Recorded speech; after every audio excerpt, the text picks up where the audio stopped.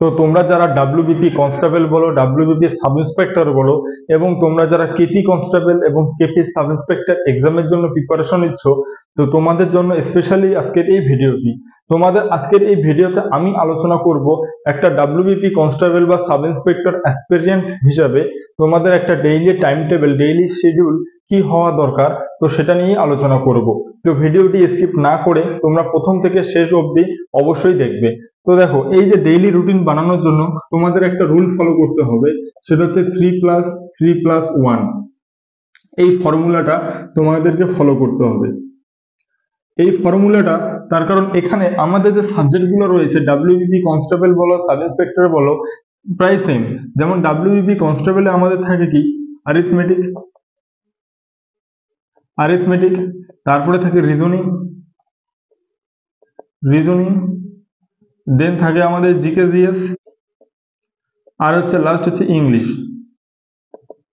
তো এবার এই যে চারটা যে টপিক রয়েছে, এই চারটা টপিককে আমাদের এভাবে ডিভাইড করে দিতে হবে। যেমন অ্যারিথমেটিককে 3 ঘন্টা, রিজনিংকে 3 ঘন্টা, জিকে জিএস 3 ঘন্টা, এবং ইংলিশকে আমরা দেবো 1 ঘন্টা। তার কারণ ইংলিশ থেকে 10 নম্বর করে, তো ইংলিশে যদি আমরা যদি 1 ঘন্টা দিই তাহলেই যথেষ্ট। এবার এই যে টাইমটা রয়েছে না, এই টাইমটা ডেইলি তোমাদের এনিহাউ 10 ঘন্টা তোমরা যদি পড়ো, 8 থেকে 10 ঘন্টা, তাহলে কিন্তু তোমাদের একদম 3 থেকে 4 মাস যদি তোমরা এইভাবে পড়ো, তোমাদের সিলেবাস কিন্তু অনায়াসই কভার হয়ে যাবে। তো এবার এই যে 3 ঘন্টা যে রয়েছে, এই 3 ঘন্টা সাবডিভাইড করে দিবে 1 ঘন্টা করে। তারপরে করবে কি, এই 1 ঘন্টাটাকে আবার করে দিবে 30 মিনিট 30 মিনিট করে, প্রত্যেকটাকেই 30 মিনিট করে ভাগ করে দিবে।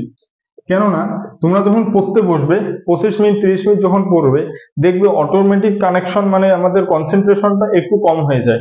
তার জন্য করবে কি, 30 মিনিট পড়ার পরে কিছুক্ষণ রেস্ট নিবে, একটু এদিক ওদিক যাবে 5-7 মিনিট, তারপর আবার সিটিং এ বসবে। তো এইরকম করে ডেইলি তুমি সারাদিনে 10 ঘন্টার মধ্যে কিন্তু প্রথম যে তুমি 3 ঘন্টা পড়বে, এই 3 ঘন্টায় কিন্তু তুমি এটা এইভাবে টাইমটাকে বানিয়ে নেবে। তাহলে কি হবে, তোমার কনসেন্ট্রেশনটা বজায় থাকবে। তো রিজনিং এর ক্ষেত্রে সেম, তোমরা সারাদিনে করবে কি, সারাদিনে 3 ঘন্টা করে 1 ঘন্টা করে তোমরা কি ভাগ করে নিবে। করার পরে 2 ঘন্টা তোমরা প্র্যাকটিস করবে এবং 1 ঘন্টা কোনো কিছু শেখার জন্য লাগাবে।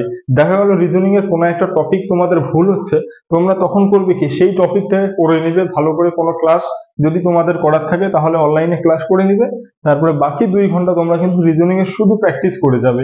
এবং অঙ্কের ক্ষেত্রেও সেম, প্রত্যেকদিন 1 থেকে 1.5 ঘন্টার মধ্যে একটা টপিকের কনসেপ্ট বোঝা হয়ে যায়। তারপরে তোমাদের হাতে যে বাকি সময়টা থাকে, সেই বাকি সময়ে কিন্তু তোমরা অ্যারিথমেটিক দিয়ে খুব ভালোভাবে প্র্যাকটিস করবে। একটা জিনিস মনে রাখবে, এই যে অ্যারিথমেটিক বলো, রিজনিং বলো, এগুলো কিন্তু প্র্যাকটিসেই তোমাকে পারফেক্ট করাবে। যদি তুমি প্র্যাকটিস না করো, তুমি সব পারো, কিন্তু তুমি যদি প্র্যাকটিস না করো, তুমি কিন্তু ভালো পারফর্ম করতে পারবে না। তাই এটার জন্য কিন্তু প্র্যাকটিস মাস্ট, সব থেকে বেশি প্রয়োজন হচ্ছে প্র্যাকটিসের। তারপরে জিকে জিএস করবে কি, এটাকেও 3 ঘন্টা করে তোমরা 1 ঘন্টা করে ডিভাইড করে নিবে, এবং এই জিকে জিএস কে চেষ্টা করবে সব থেকে প্রথমে পড়ার। তার কারণ এই জিকে জিএস এর এমন কিছু টপিক আছে যেগুলো হয়তো বোরিং টপিক, পড়তে ইচ্ছা করে না।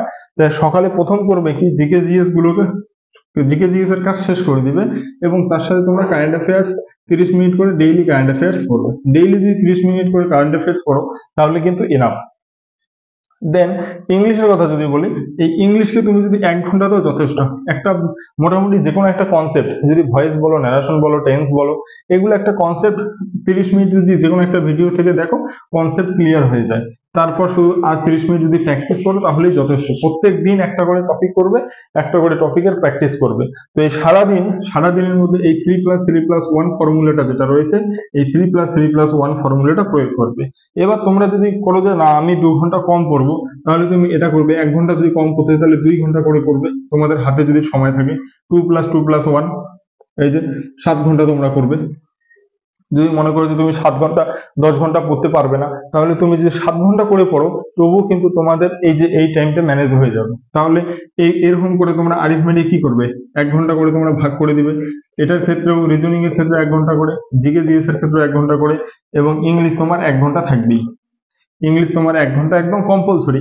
প্রত্যেক দিন তুমি ইংলিশে যদি 1 ঘন্টা দাও, তুমি 10-এর মধ্যে তুমি 10ই পাবে, যদি তুমি ডেইলি ইংলিশকে 1 ঘন্টা করে দাও। আর সব থেকে ইম্পর্টেন্ট যে ভোক্যাব গুলোকে খুব ভালোভাবে করো। ভোক্যাব যেটা এক্সামে আসে সব থেকে বেশি, সাইনোনিমস, অ্যান্টোনিমস, ইডিয়মস, আর হচ্ছে ওয়ান ওয়ার্ড সাবস্টিটিউশন। এই চারখানা টপিক একদম এনি হাউ একদম মুখস্থ, মানে প্রত্যেকদিন 30টা করে পড়ো।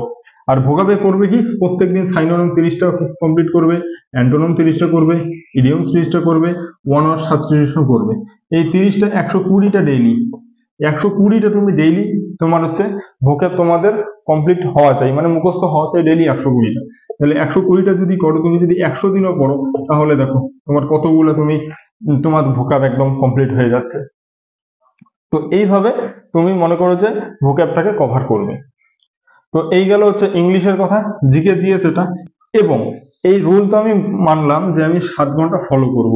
এই 7 ঘন্টা বা 10 ঘন্টা আমি যদি পড়ি, এই পড়ার একটা টাইম টেবিল তুমি এরকম করে এই ফর্মুলাটা প্রয়োগ করলে কিন্তু কখন পড়বে তারও একটা শিডিউল তৈরি করে নেবে, কখন কোন সাবজেক্টটা পড়বে। তারপরে করবে কি, মনে করো সকালে মর্নিং যেটা আছে, মর্নিং উঠলে কারেন্ট অ্যাফেয়ার্স পড়ে নিলে, তারপর জিকে পড়লে অথবা জিএস পড়লে, শেষ। তার সাথে তুমি করবে কি, ভোকাব করে নিবে 30 মিনিট। 30 মিনিট করবে কি ভোকাব, ভোকাব 30 মিনিটের মধ্যে কি করলে, শুধু সাইনোনিম পড়লে, সাইনোনিম পড়লে ভোকাব, তাহলে শেষ।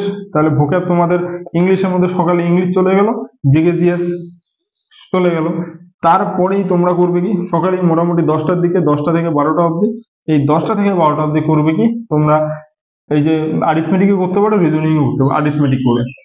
এই 10টা থেকে 12টা, এই যে 2 ঘন্টা সময় আছে, এই 2 ঘন্টার মধ্যে তোমার যদি কোনো কনসেপ্ট জানা থাকে সেই কনসেপ্টটা করে নিবে, এবং যদি পারো টাইম তাহলে প্র্যাকটিস করবে কিছু কোশ্চেন। এবং বাকি যে তোমার আরিথমেটিকের যে 1 ঘন্টা রিমেইনিং যে থাকলো, এই 1 ঘন্টা যে কোনো টাইম, বিকাল বা সন্ধ্যার সময়, এই যে টপিকগুলো তুমি যে পড়লে সেগুলোকেই তুমি কিন্তু এই আরিথমেটিকের টাইমটা তুমি রিভিশন করবে। যতটুকু পড়লে 10টা থেকে 12টা অবধি, ততটুকুই যে কোনো বিকালে যে কোনো 1 ঘন্টা নিয়ে সে পুরাটাকে খুব ভালোভাবে রিভাইজ করে নেবে। এই গেল আরিথমেটিক। তারপরে রিজনিং এর ক্ষেত্রেও সেম।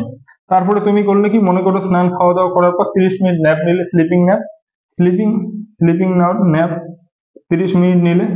স্লিপিং ন্যাপ নেওয়ার পরে তুমি করলে কি, রিজনিং ধরে বসলে। রিজনিং এর 1 আওয়ারের মধ্যে যে কোনো একটা কনসেপ্ট যদি বোঝার থাকে বুঝে নিলে, এবং বাকি 2 ঘন্টা যে কোনো প্র্যাকটিস সেট থাকে, শুধু প্র্যাকটিস করলে, তাহলে দেখো তোমার স্কোর। ইংলিশ রিজনিং যদি 25 থাকে 25ই পাবে, অঙ্কে যদি 25 থাকে 25 থাকে, যদি তুমি এই ফর্মুলাগুলো তুমি যদি ফলো করো। তাহলে এইভাবে গেল। তারপরে জিকে জিএস তুমি সকালে পড়ে নিয়ে আসো, জিকে জিএস এর কাজ শেষ। এবং বাকি যে টাইমটুকু থাকবে সেটুকু সকালে যেটা পড়ছো ওইটা লাগাতার আবার করতে থাকো। এবং ইংলিশ যে বাকি যে তোমার বাকি টাইমটার মধ্যে শুধু ইংলিশ যতটুকু করো তুমি কভার করো। এইভাবে একটা ডেইলি স্টাডি প্ল্যান তুমি তৈরি করো, এবং এই ফর্মুলাটা প্রয়োগ করে যে তুমি এই টাইপে পড়বে। এবং একটা জিনিস করবে, 10-15 মিনিট 20 মিনিট বা আধা ঘন্টা পড়ার পরে 5 মিনিট রেস্ট নিবে, 5 মিনিট এদিক ওদিক একটু হাঁটাহাঁটি করবে, তারপর আবার গিয়ে বসবে, তাহলে তোমার কনসেন্ট্রেশনটা বজায় থাকবে।